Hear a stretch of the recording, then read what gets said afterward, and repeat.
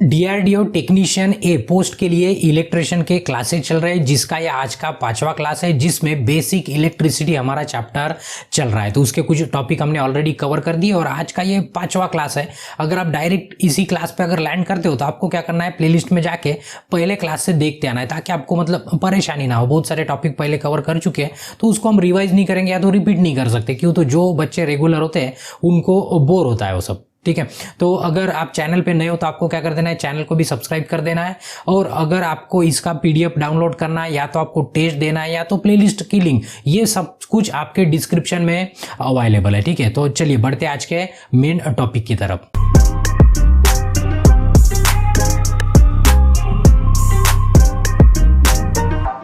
तो इसके पहले के क्लास तक कुछ टॉपिक कवर हुए थे, जिसमें हमारा ओम्स लॉ था, रेजिस्टेंस का लॉ था, साथ साथ में टेम्परेचर के इफेक्ट थे, इंडक्शन इफेक्ट, मैग्नेटिक इफेक्ट, वो भी इफेक्ट थे, साथ साथ में डीसी सर्किट थी, सीरीज सर्किट, पैरेलल सर्किट, वो सब टॉपिक हमने आपका कवर करने की कोशिश की है। अभी एक बच्चे का कमेंट भी आया था, मतलब ये क्लास के पहले, कि सर पहले थ्योरी पढ़ाइए उसके बाद एमसीक्यू कराइए।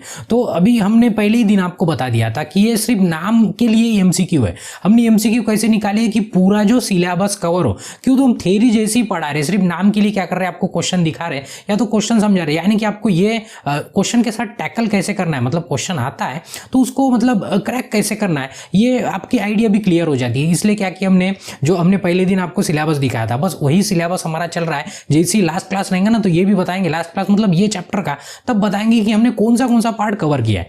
आपका देखो, हमारा मोटो क्या है कि आपको थ्योरी पता चले, इसलिए तो, नहीं तो एक दिन में एक क्लास में 5-6 क्वेश्चन होते हैं, तो ये क्या एमसीक्यू नहीं पढ़ा रहे हम क्या पढ़ा रहे हैं, आपको थ्योरी पढ़ा रहे। तो जिनकी कमेंट थी, अभी उनका नाम नहीं पता हमें, तो उनको बता देते अगर वो क्लास देख रहे तो, कि हम थ्योरी ही पढ़ा रहे हैं, सिर्फ नाम के लिए हम क्या कर रहे हैं, एमसीक्यू आपके सामने ला रहे हैं, ताकि आपको पता चले कि किस टाइप के क्वेश्चन आते हैं। मतलब दोनों काम, मतलब कम समय में हमारा ज्यादा काम हो रहा, ठीक है। तो कोई बच्चे कमेंट भी कर देते, सर कितने दिन में खत्म होगा ये पूरा सिलेबस? जब आपकी एग्जाम होगी उसके पहले हम पूरा खत्म करने की कोशिश करते हैं। अगर कल आपकी एग्जाम है तो हम रात भर आप पढ़ाएंगे आज आपको, ठीक है। तो ये कंसीडर करके चलिए, ठीक है। तो अभी देखिए आगे में कि ये 25 तक हो गया था, अभी ये 26 क्वेश्चन नंबर है। तो इसमें क्वेश्चन है कि 1 coulomb of charge is equal to the charge of, 1 coulomb charge मतलब जैसे पता है ना, इसके बाद पहले पता है कि 1 कूलम ऑफ चार्ज, तो ये किसके बराबर होता है या तो इसका कितना वैल्यू आता है। तो देखिए ऑप्शन में देखेंगे ना तो पूरे इलेक्ट्रॉन है, ऑप्शन में क्या है, पूरे इलेक्ट्रॉन है। तो ध्यान में रखना है, आपको कंफ्यूज नहीं होना है। आप जब जिसने पहला क्लास देखा है ना, उसको यहाँ पे कोई दिक्कत नहीं है, क्यों? तो इसके बारे में कि इलेक्ट्रॉन क्या होता है, प्रोटॉन क्या होता है, न्यूट्रॉन क्या होता है, एटम क्या होता है, आयन क्या होता है, ये सब हमने पहली क्लास में बता दिया था आपको। तो कंफ्यूज नहीं होना है। कभी चल के ना यहाँ पे इलेक्ट्रॉन की जगह आपको प्रोटॉन भी दिख सकता है। क्या दिख सकता है? प्रोटॉन। तो आपको कंफ्यूज नहीं होना है कि सर यहाँ पे तो सर ने पढ़ाया था तब इलेक्ट्रॉन था, तो ये जो ऐसे नंबर जैसे, तो यहाँ पे प्रोटॉन भी हो सकता है। तो आपको दिक्कत नहीं करना है, क्यों? तो आपको पता है, पहला क्लास जिन्होंने देखा उनको पता है इलेक्ट्रॉन और प्रोटॉन क्या होता है और उनके चार्जेस क्या होते हैं, ये हमने इसके पहले बताया। तो बस यहाँ पे पूछा है कि 1 कूलम इक्वल्स टू कितना होता है। तो आपको ये सब पता होना ना, तो पता होना मतलब ये सब आपको याद करना है इस टाइप के क्वेश्चन। तो आपको ध्यान में रखना है कि 1 कूलम इक्वल्स टू, यानी कि 1 कूलम इक्वल्स टू कितने इलेक्ट्रॉन या तो कितने प्रोटॉन होते हैं, ये पूछा है। एक तो यहाँ पे इलेक्ट्रॉन आ सकता है या तो आपको प्रोटॉन आ सकता है। तो आपको ध्यान में रखना है कि 6.242 ये नंबर ध्यान में रखना है। कितना? 6.242। अभी 6.24 देखिए, यहाँ पे 10 टू द पावर कुछ भी लिख सकते हैं। तो यहाँ पे 10 टू द पावर कितना होता है? 18 होता है। कितना होता है? 10 to the power 18। 10 to the power 18 मतलब क्या होता है, देखो 6.242 इंटू 10 टू द पावर 18 यानी कि 18, ये पॉजिटिव वाला। तो ध्यान में रखना है। अब ये इलेक्ट्रॉन भी हो सकता है या तो प्रोटॉन भी हो सकता है। तो ये 1 कूलम इक्वल्स टू इतने इलेक्ट्रॉन या तो इतने प्रोटॉन होते हैं, ठीक है। इसका मतलब ये होता है। तो आपको ध्यान में रखना है। तो इसका सी आंसर क्या है? देखो कुछ क्वेश्चन ऐसे होते हैं ना जिसको याद ही करना पड़ता है। जैसे अभी आपका ओम्स लॉ है, समझो, तो क्या है, V इक्वल्स टू IR, तो आपको याद ही कर लेना है, ठीक है। इसके पीछे एक्सपेरिमेंट होते हैं, ये सब होता है, रीजन भी बताते हैं, बट तभी भी आपको क्या करना होता है, फॉर्मूला याद करना होता है। वैसी जो नंबर ऑफ वैल्यू होती है ना, जो वैल्यू वाले क्वेश्चन होते हैं, उस टाइप के क्वेश्चन को ना याद करना होता है। अभी यहाँ पे कैसे बोल सकते हैं, मतलब क्या बता सकते हैं इसके बारे में कि आपको 6.242 किस तरह से याद रखना है, ये सब नहीं बता सकते। ये आपको याद करना है, तो याद हो ही भी जाता है अगर आप 2-4 बार पढ़ते हो तो, ठीक है। तो इसका सी ऑप्शन क्या रहेगा, बिल्कुल सही रहेगा, ठीक है। तो ये और से रिपीट करते हैं कि अगर आप डायरेक्ट ये वाला क्लास देख रहे हो होता क्या है कि आप डायरेक्ट ये वाला क्लास देख रहे होते हो और फिर कमेंट कर देते हो कि सर इसका मतलब क्या है, सर ये क्या है। क्यों? तो हमारे पास इतना टाइम नहीं होता है कि हर कमेंट को हम रिप्लाई नहीं देते। जो हमें जरूरत, जैसे आप कमेंट करते हो सर आपने बहुत अच्छा पढ़ा है, अभी थैंक्स करके हमारे पास टाइम नहीं है। हम सोच लो कि हमने पढ़ लिया है, हम पूरी कमेंट पढ़ते हैं और जहाँ पे आप लगता है कि नहीं आंसर देना बहुत जरूरी है, हम उसका रिप्लाई 100% देते हैं। अगर हम रिप्लाई देते बैठेंगे ना तो एक भी आपका क्लास नहीं हो पाएगा, और मतलब हफ्ते में एक आधा क्लास हो पाएगा, उतनी की सारी कमेंट आती है। तो आपको नाराज नहीं होना है। कोई कहते हैं सर हमारी कमेंट मतलब कमेंट का रिप्लाई नहीं देते हो, तो आपको इसके पीछे नहीं लगना है। जो जरूरी है उसका हम रिप्लाई 100% देते हैं, ठीक है।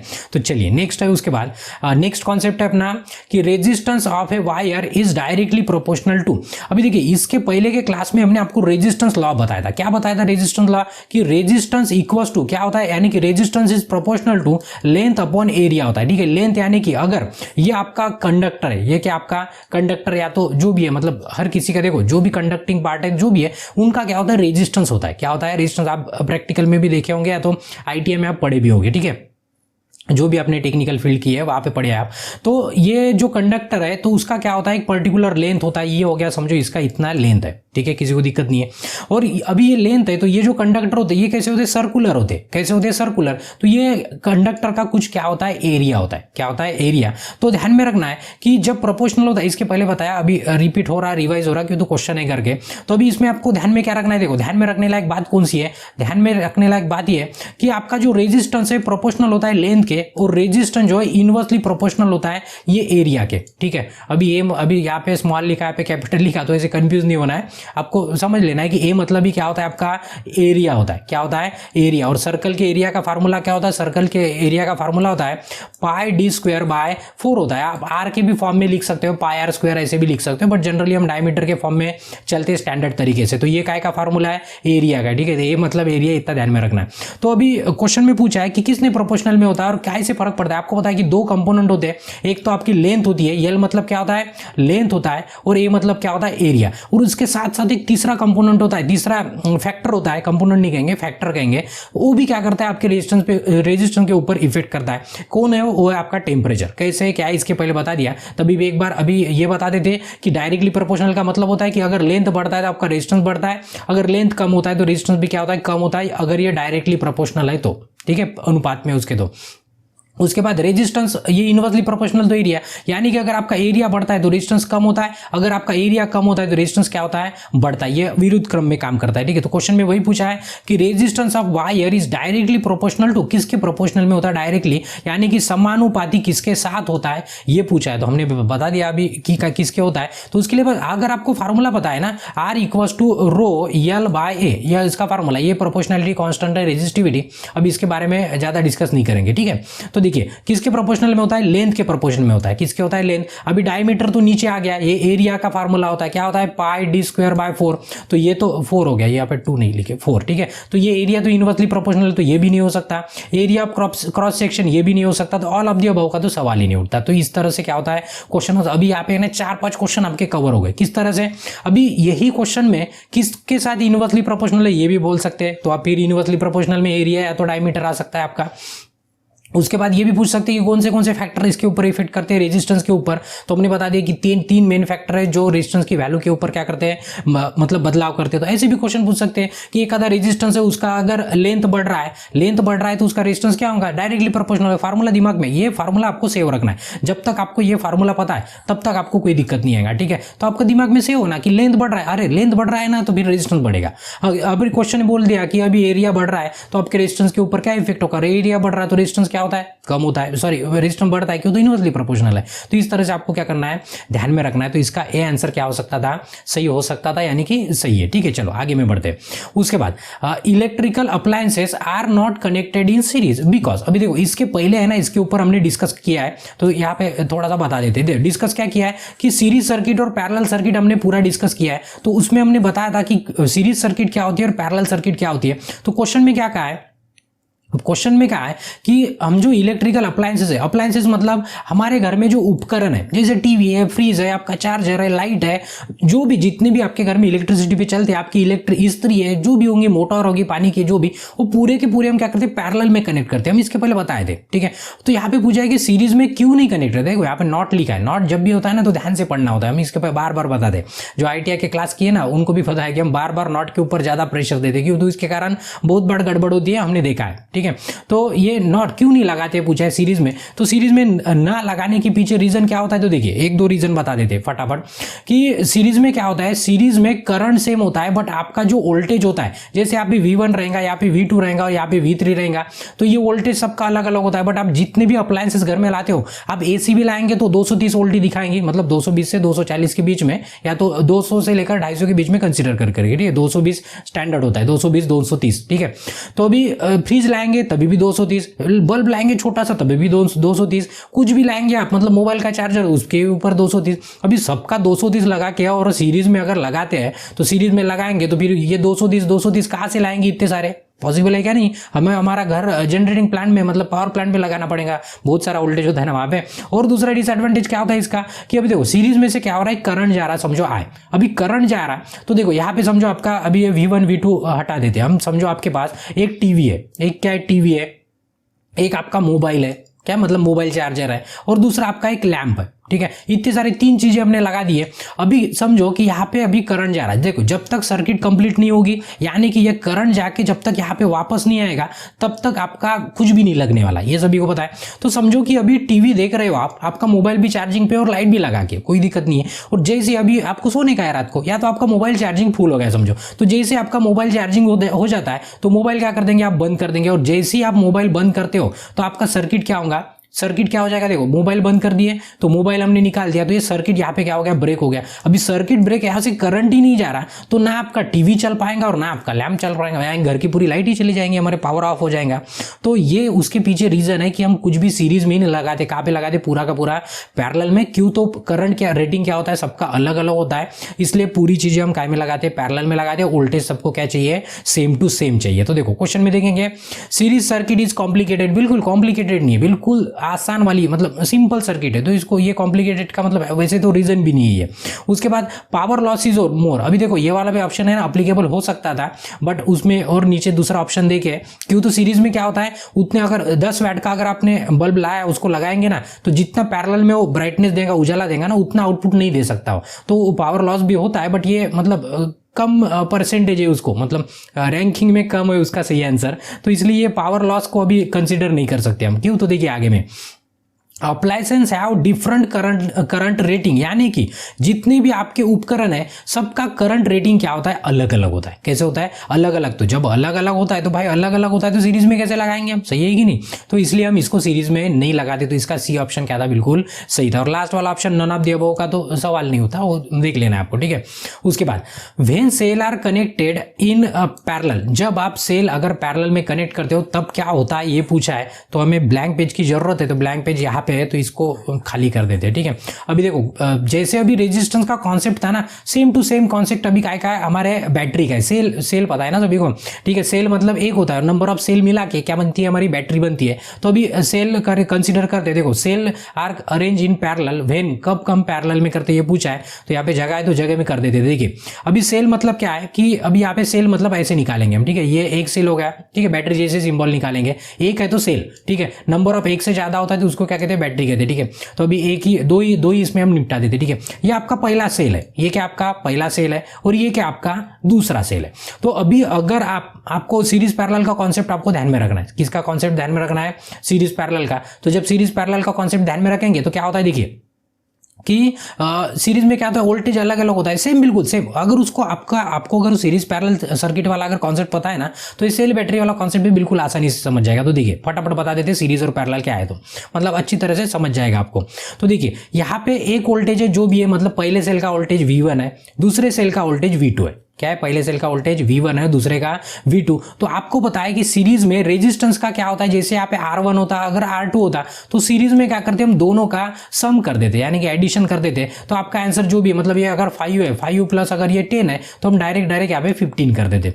सेम टू सेम सेल या तो बैटरी अगर आप सीरीज में लगाएंगे तो उनका वोल्टेज भी क्या होता है, एडिशन होता है। वोल्टेज का भी क्या होता है, एडिशन होता है। समझो कि ये 12 वोल्ट की बैटरी और ये भी 12 वोल्ट की बैटरी है, तो इसमें क्या होता है कि ये 24 वोल्ट की बैटरी बन जाती है अगर आप सीरीज में लगाएंगे, तब की बात कर रहे हैं, ठीक है। अभी करंट का क्या होगा, अगर करंट यहां से, मतलब पहली बैटरी का करंट अगर 1 एम्पियर है कंसीडर कर लो, तो दूसरे का भी अगर 1 एम्पियर है, तो करंट क्या हो रहा कि जाते वक्त बिल्कुल सेम करंट जा रहा, तो करंट आपको 1 एम्पियर ही करंट मिलेगा। कब, जब आपकी बैटरी सीरीज में लगा के। ये कॉन्सेप्ट सबका क्लियर होगा।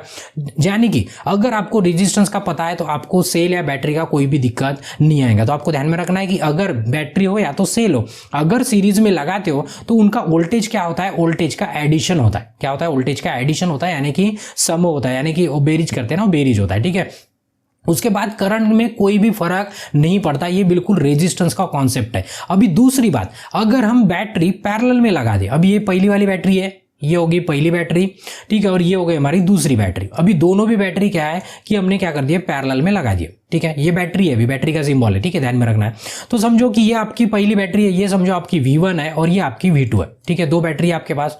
तो दो बैटरी में अभी क्या होगा, जैसे रेजिस्टेंस में क्या होता था कि इनमें से जाने वाला करंट क्या होता है, अलग अलग होता है। यानी कि इसमें से I1 करंट जाएगा तो इसमें क्या होता है, I2। अभी बैटरी का रेटिंग वही लेते, बैटरी का रेटिंग क्या करते हैं, हम वही लेते हैं। जैसे ये 12 वोल्ट की बैटरी है और ये के ऊपर का मिटा देते, मतलब आपको कंफ्यूजन नहीं होगा, ठीक है। इतना मिटा देते हैं, सिर्फ हम करंट और ये दोनों ध्यान में रखना है कि करंट हमें जैसी की वैसे मिला था और ये रेजिस्टेंस का क्या, वोल्टेज का क्या होता, 12 वोल्ट पर 12 वोल्ट मिला के 24 हुआ था। यहाँ पे 1 था, 1 एम्पियर था और दूसरे का भी 1 एम्पियर था, बट हमें आउटपुट कितना मिला था, 1 ही मिला था, जब हमारी सर्किट कौन सी थी, सीरीज सर्किट थी। बट अभी काय की बात कर रहे हैं हम अभी बात कर रहे हैं पैरेलल सर्किट की, पैरेलल यानी कि समांतर वाली सर्किट। तो आगे देखिए, तो इसमें क्या होता है कि वोल्टेज जैसे रेजिस्टेंस में होता है ना, हमने बताया कि पैरेलल सर्किट में क्या होता है, वोल्टेज सेम होता है। तो यहाँ पे अगर 12 वोल्ट है और ये भी बैटरी अगर हमारी 12 वोल्ट की है, तो तभी भी हमारा जो आउटपुट नहीं मिलेगा ना, यहाँ पे जो टोटल मिलेगा, तो टोटल हमारा वोल्टेज 12 वोल्ट ही मिलेगा। कितना मिलेगा, 12 वोल्ट ही मिलेगा, क्यों, तो पैरेलल है। बट करंट की अगर बात करेंगे, समझो ये इसमें से करंट 1 एम्पियर जा रहा था और इसमें से भी करंट अभी 1 एम्पियर जाएगा।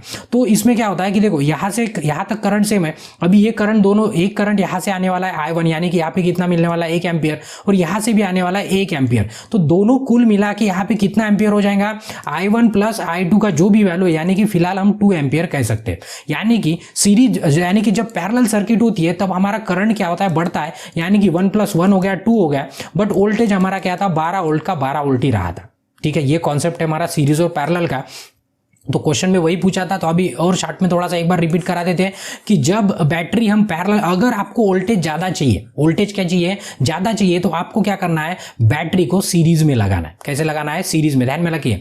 अगर वोल्टेज आपको ज्यादा चाहिए तो आपको बैटरी को क्या करना है, सीरीज में लगाना है। और अगर आपको करंट ज्यादा चाहिए, देखो बैटरी वही है, बैटरी में कोई डिफरेंस नहीं। यानी कि ये जो बैटरी है हमारे पास, जिसको 2 टर्मिनल है बैटरी को, इसका रेटिंग है 1 एम्पियर उसका रेटिंग है और 12 वोल्ट उसका वोल्टेज का रेटिंग है, ठीक है। तो यही बैटरी अगर हम सीरीज में लगाएंगे तो हमें आउटपुट मिलेगा 1 एम्पियर और यहाँ पे होगा 24 वोल्ट। कितना होगा ये, 24 वोल्ट। और यही बैटरी को अगर 2 पैरेलल में लगाते हैं हम, कैसे लगाते हैं हम, पैरेलल में लगाएंगे ये दोनों बैटरी को, तो हमें जो आउटपुट मिलेगा वो आउटपुट कितना रहेगा, पैरेलल बैटरी के लिए कितना रहेगा, देखिए कितना रहेगा, करंट आपका डबल हो जाएगा। यानी कि करंट का रेटिंग इस बैटरी का रहेगा 2 एम्पियर, वोल्टेज रहेगा हमारा 12 वोल्ट, जैसे कि वैसे रहेगा। तो ये कॉन्सेप्ट है हमारा सीरीज और पैरेलल बैटरी के बारे में। अगर आपको रेजिस्टेंस का कॉन्सेप्ट पता है तो बैटरी में आपको कोई भी क्वेश्चन आए तो आपको कोई दिक्कत नहीं होगा। इसके ऊपर न्यूमेरिकल भी आता है, क्या आता है, न्यूमेरिकल। अभी बैटरी हो या तो सेल हो, ठीक है, दोनों में डिफरेंस हमने बता दिया कि एक सेल मतलब नंबर ऑफ सेल मिला के क्या बनती है, हमारी बैटरी बनती है। मतलब बैटरी में क्या होते हैं, बहुत सारे सेल होते हैं, तब उसको बैटरी कहते हैं।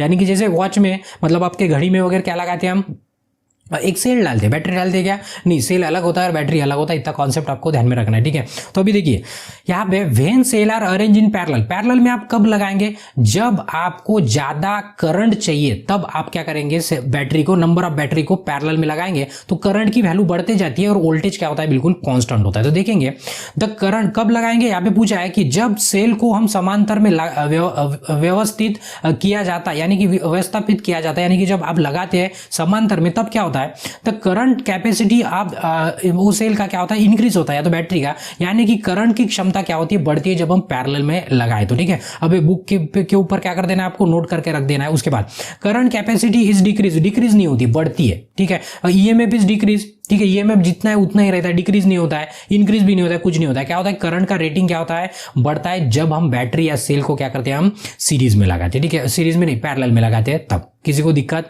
नहीं है, ऐसा कंसीडर करते हैं। और से अगर कंफ्यूजन होता है तो इसको रिवाइज करके थोड़ा सा और एक बार वीडियो देख लेना और छोटा सा वो पार्ट क्लियर कर देना है आपको। ठीक है, क्यों, तो इसके ऊपर है ना बहुत सारे क्वेश्चन बन सकते हैं, न्यूमेरिकल भी आ सकते हैं और लॉजिकल भी क्वेश्चन आ सकते हैं कि 4 बैटरी हमने सीरीज में लगा दी तो उसका आउटपुट करंट और आउटपुट वोल्टेज कितना है, या तो पैरेलल में लगा दिए कितना होगा, या तो एक बैटरी कम कर दिए तो कितना होगा। इस तरह से कुछ भी क्वेश्चन पूछ सकते हैं, तो इसलिए आपको क्या होना, आपका कॉन्सेप्ट क्लियर होना। और क्लास में हम क्या कर रहे हैं, वही कर रहे हैं कि जितने भी कॉन्सेप्ट है पूरे कॉन्सेप्ट क्लियर हो जाए। ठीक है, जो याद करने वाले पार्ट है, अभी इसके अलावा भी क्या करना है, आपको थोड़ा सा पढ़ना है आजू बाजू का, अगर आपको और एडिशनल चाहिए तो और एडिशनल आप पढ़ सकते हो। ठीक है, देखिए आगे में नेक्स्ट कॉन्सेप्ट है कि in series circuit the total resistance RT is calculated with the formula. अभी इसके पहले भी बताया कि बार बार बताने की जरूरत नहीं, अभी 1 मिनट में खत्म होने कर देंगे। देखो, ये अगर रेजिस्टेंस है बहुत सारे हमारे पास, ये R1 है, ये R2 और ये क्या आपका R3 है, अगर बहुत सारे रेजिस्टेंस है तो सीरीज में क्या होता है, डायरेक्ट एडिशन होता है, R1 plus R2 plus R3, ये कॉन्सेप्ट। अगर 1 है, इसका वैल्यू 2 है, इसका वैल्यू 3 है, तो इसका मतलब हमारा आंसर आ जाएगा 6 ओम। कितना आ जाएगा, 6 ओम। तो वही क्वेश्चन में पूछा था, तो देखेंगे कि in series circuit the total resistance RT, यानी कि जो श्रृंखला परिपात है उसमें आरटी का वैल्यू निकालिए, तो कितने भी, अभी यहाँ पे रेजिस्टेंस देखिए क्या 4 है, 5 है, ऐसे कुछ भी कितने भी हो सकते हैं। तो देखो यहाँ पे माइनस तो बिल्कुल नहीं आएगा, ये माइनस वाला भी नहीं आएगा, ये -1 ये भी नहीं आएगा, और बोथ ए एंड बी का तो सवाल ही नहीं उठता। तो देखेंगे R1 plus R2 plus R3 plus यहाँ पे डैश डैश देखिए, यानी कि और R4 R5 जितने भी होंगे आपके, वो सबका क्या होता है, एडिशन होते जाता है। अगर टोटल रेजिस्टेंस आपको निकालना है सीरीज में तब की बात कर रहे हैं। ठीक है, तो ये इसका आंसर क्या था, बिल्कुल ए था। ठीक है, इस तरह के कॉन्सेप्ट होते हैं। आगे में देखेंगे तो अभी न्यूमेरिकल है। न्यूमेरिकल क्या है, देखिए, a certain circuit is compose of 2 parallel resistance, यानी कि इस सर्किट में 2 रेजिस्टेंस है। कितने रेजिस्टेंस है, कुल मिला के 2 रेजिस्टेंस है, और 2 रेजिस्टेंस आगे देखेंगे, और दोनों भी कैसे लगा के, समांतर में लगा के, कैसे लगा के, समांतर में। तो अभी देखिए टोटल रेजिस्टेंस इज इतना, यानी कि आपको कुल रेजिस्टेंस देखिए, यानी कि ये दोनों मिला के जो रेजिस्टेंस टोटल निकलता है, जिसको हम आरटी लिखते हैं, क्या लिखते हैं, आरटी। तो आरटी का वैल्यू है 1403 ओम है। कितना है, 1403, कुछ हमारे पीछे गया है तो देख लेना है। ठीक है, अभी उसके बाद एक रेजिस्टेंस की वैल्यू देखे 2000, कितना देखे 2000, तो समझो कि एक रेजिस्टेंस जो पहला है उसका वैल्यू कितना है, 2000। तो ये जो दूसरा वाला रेजिस्टेंस जिसको R2, इसका वैल्यू हमें पता नहीं, तो यहाँ पे क्वेश्चन मार्क लिख देंगे। कॉन्सेप्ट मतलब क्वेश्चन देखिए, तो यहाँ पे लिखा है कि the total resistance value is, total या टोटल नहीं, अदर, सॉरी टोटल नहीं है, अदर, यानी कि जो रेजिस्टेंस बचा है जिसका वैल्यू देखी नहीं।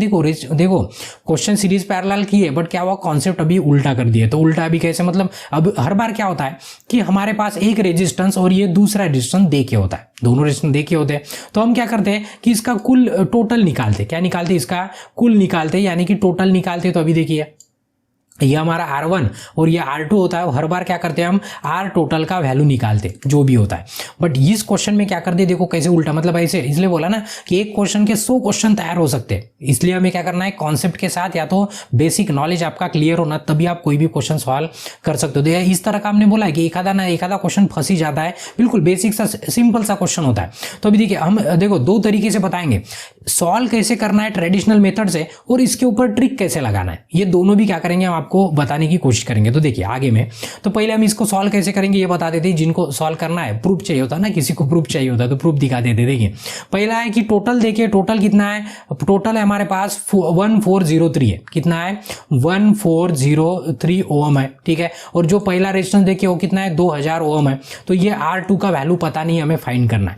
तो आपको पता है कि हमने बताया था कि जो टोटल रेजिस्टेंस निकालते हो तो उसका फार्मूला होता है 1/R total equals to 1/R1 plus 1/R2, इस तरह से फार्मूला होता है। तो इसका एक सिंपल सा भी फॉर्म है, अगर ये बहुत सारे 2 से अगर ज्यादा रेजिस्टेंस होते तो ये वाला फार्मूला लगाना है, या तो फार्मूला एक ही है जो बता रहे, बट 2 रेजिस्टेंस होते हैं ना, तो शॉर्टकट वाला फार्मूला है कि R टोटल अगर 2 होते हैं तब की बात कर रहे हैं, क्या होता है R1 इंटू R2, यानी कि दोनों की multiplication divided by R1 plus R2, यानी कि दोनों का एडिशन। तो आपके पास RT का वैल्यू है, R1 का भी वैल्यू है, सिर्फ आपको क्या करना है, R2 का वैल्यू फाइंड करना है। तो किस तरह से फाइंड होता है, तो देखिए सिंपल तरीके से सॉल्व करने की हम कोशिश करते हैं। देखिए इसको ना राउंड फिगर कर देंगे हम, ताकि कैलकुलेशन में कोई दिक्कत ना है। ऐसे ही करना है एग्जाम में, क्यों तो अभी थ्योरेटिकल एग्जाम नहीं, हमें सिर्फ आंसर फाइंड करना है। तो देखिए आर टी का वैल्यू कितना है आपके पास 1403 है, बट हम क्या करेंगे अभी इसको 3 को काट के 0 कर देते हैं, क्यों तो कैलकुलेशन इसी तरह से करना है आपको जब भी न्यूमेरिकल आता है तो राउंड फिगर। क्यों तो क्या होता है कि एक वैल्यू बढ़ी तो पॉइंट में आंसर आता है, तो पॉइंट में आंसर आया तो हमें दिक्कत आती है। ठीक है, तो आगे में आर टी का वैल्यू लिख दिए इक्वल टू R1 का वैल्यू कितना है 2000 है, 2000 मल्टीप्लाइड बाई R2 पता नहीं है, और डिवाइडेड भाई ये R1 का वैल्यू कितना है, R1 का वैल्यू है हमारा 2000 यानी कि 2000 और यहाँ पे प्लस R2 है। ठीक है, सॉरी ये R1 का वैल्यू कितना है, ये 2000 है, कितना है 2000, दोनों भी वैल्यू पुट कर दिए। इस तरह से हमारा इक्वेशन बन गया। तो इक्वेशन बन गया तो आगे में सॉल्व करेंगे। तो देखिए क्या होता है कि ये जो डिनोमिनेटर है ये वाली वैल्यू क्या होती है, इधर जाके आप इसके साथ मल्टीप्लाई। देखिए इसके लिए है ना आपको बेसिक मैथ पता होना, बेसिक वाला मैथ पता होना। अभी जिनको पता नहीं है ना तो उनको ये थोड़ा सा पार्ट डिफिकल्ट भी लग सकता है, यानी कि थोड़ा सा बोर भी हो सकता है। कैसे होता है, जो समझता नहीं ना वो तो बोरिंग होने लग जाता है। तो मैथ कैसे है, मैथ एक्चुअली जिनको समझाना इतना इंटरेस्टिंग है, हमें तो मतलब थ्योरी से अच्छा मैथमेटिक्स लगता है। यानी कि जो हमारा मतलब ऑफलाइन कोचिंग चलता है ना उसमें मैथ ही मस्त पढ़ाते हैं, हमें मैथ पढ़ाने में मजा आता है। क्यों तो लॉजिकल है, ज़्यादा दिमाग ही नहीं लगाना पड़ता, सब हर बार सेम ही होता है। क्यों तो ऑपरेशन क्या होता है, एडिशन सब्ट्रैक्शन मल्टीप्लिकेशन डिवीजन, कुछ नहीं होता है उसके अलावा, सिर्फ थोड़ा सा दिमाग लगाना होता है, बाकी कुछ नहीं। तो अभी किसी को मतलब थोड़ा सा हार्ड लग सकता है, अगर आप पहले से अभी हार्ड सोच रहे हो तो हार्ड लग सकता है, बट मैथ हम बोलते हैं कि सबसे ईजी जो सब्जेक्ट होता है ना वो मैथ ही होता है। ठीक है, अगर आपको आता है तब की बात कर रहे हैं। ठीक है, तो अभी देखिए अब अभी ज़्यादा बड़ा कैलकुलेशन नहीं करेंगे। तो ये वाला अगर ब्रैकेट यहाँ पे जाता है तो क्या होता है, देखो 1400 ब्रैकेट में यहाँ पे ये पूरा ब्रैकेट इधर चला जाता है, ये 2000 प्लस यहाँ पे होता है R2 इक्वल्स टू क्या बचा है 2000 और प्लस हमारे पास है R2। ठीक है, अब ये ऊपर का काट देते हैं तो आपको मतलब जगह नहीं हो रही करके, वो अभी छोटी राइटिंग लिखे तो आपको दिखता नहीं। तो आगे में चलिए, आगे में क्या होता है देखिए, अभी इसको है ना, इसका अभी समझो कि यहाँ से अभी स्टार्ट हो रहा, ऊपर से स्टार्ट कर रहे हैं अभी देखो यहाँ पे क्या है 1400, इसको इसके साथ मल्टीप्लाई करना है। तो ये 3 जीरो फिलहाल अलग निकाल के रख देते हैं, तो आपको ध्यान में रखना। देखो 2 से अगर 1400 मल्टीप्लाई किए तो कितना होता है, इसका भी जीरो फिलहाल बैलेंस रखते हैं। तो देखिए 2 से 14 को मल्टीप्लाई किए तो कितना आता है 28 आता है। ये कौन सा लॉजिक है शॉर्टकट सॉल्व करने का, 28 आता है। और इसके कितने जीरो थे, 2 जीरो थे, तो यहाँ पे 2 जीरो दे दिए। उसके बाद यहाँ पे इसके 3 जीरो थे तो यहाँ पे 1 2 3 जीरो दे दिए। इस तरह से डायरेक्ट कैलकुलेशन होता है। ठीक है, उसके बाद प्लस अभी और से क्या करना है, ये 1400 से R2 को भी मल्टीप्लाई करना है। जैसे पहले इसको मल्टीप्लाई किए, क्यों तो ये टोटल ब्रैकेट है, तो R2 को मल्टीप्लाई कर देंगे तो क्या होता है R2 इंटू कितना है 1400 है, ये हो गया 1400 और इक्वल्स टू हमारे पास कितना है 2000 प्लस R2 है। ठीक है, तो अभी क्या करना है कि 2000 प्लस R2 है, तो हमें इसका क्या करना है, मतलब साथ में लेके आना है, इसको क्या करना है पूरा साथ में लेके आना है, बराबर ना। यहाँ पे प्लस ही है ना, बिल्कुल प्लस ही है। तो तभी देखें अभी जो कांस्टेंट वैल्यू ये भी R2 है और ये भी R2 है, यानी कि यहाँ पे कितना है 1400 R2 2 है और यहाँ पे भी क्या है एडिशन में, और यहाँ पे कितना है 28 अभी बहुत सारा, ये 28 लाख हो गया लगभग। तो इसको अभी रीअरेंज करना है, हमें क्या करना है रीअरेंज। तो हम क्या करते हैं पूरा एक साइड लेके आते हैं। रीअरेंज करते वक्त ये R2 वाला जो पार्ट है ना वो एक तरफ लेके जाना है और ये कांस्टेंट को क्या करना है दूसरी तरफ लेके जाना है, यानी कि अभी रीअरेंज करना है। तो यहाँ पे है ना ये मल्टीप्लाई था ना, ये मल्टीप्लाई था, हमने मल्टीप्लाई की जगह यहाँ पे क्या कर दिया प्लस लिख दिया, यहाँ पे भी प्लस हो गया। ठीक है, यहाँ पे क्या है मल्टीप्लाई वाला साइन है, मल्टीप्लाई। ठीक है, मल्टीप्लाई है और ये डॉट मतलब भी क्या होता है मल्टीप्लाई। तो ये दोनों को एक तरफ लेके आते हैं, तो देखिए एक तरफ रखेंगे तो कितना होता है, देखो ये 1400 R2 है और इसको प्लस है तो इधर आएगा तो क्या होता है माइनस होता है, और माइनस कितना हो जाएगा 2000 R2 हो जाएगा और इक्वल्स टू ये 28 जो भी है 28 के ऊपर कितने जीरो है 5 जीरो है, तो उसको दूसरी तरफ लेके जाएंगे तो क्या हो जाता है -28 और इसके ऊपर कितने जीरो है 5 जीरो है। तो अभी देखिए 1400 में से 2000 गए तो कितना बचता है माइनस, अब ये माइनस का साइन बड़ा वाला माइनस है इसलिए माइनस कितना बचता है 600 बचता है, 600